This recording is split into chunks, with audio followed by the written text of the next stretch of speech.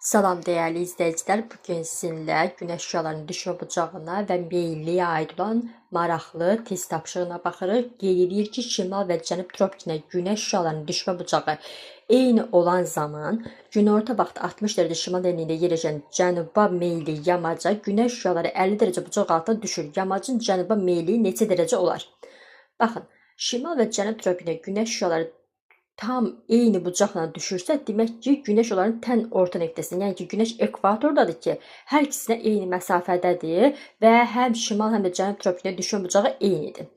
Və buna görə buradan bilir ki, günəş ekvatorda zenitdədir. Sonra isə düşmə bucağı düsturu ilə işləyirik. Düşmə bucağı düsturu ilə işlədiyimiz zaman düşmə bucağı bərabər 90 dərəcə çıxılsın. Coğrafi enliyim 60-dır. Birinci 60-a günəş ekvatorda zenitdə olarkən 60-a nə qədər 60 dərəcə şimal enliyində nə qədər bucaqla düşəcək onu tapıram.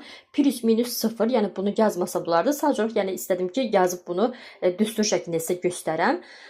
Buradan 90-dan 60 çıxanda deyir 30. Demək 60 dərəcə şimal enliyinə günəş ekvator zenitdə olarkən 30 dərəcə bucaq altına düşür. Və bu deyir ki, cənub yamacından isə düşmə, yəni bu ərazi yerləşən məntəqənin cənub yamacından isə düşmə bucağı 50-dir.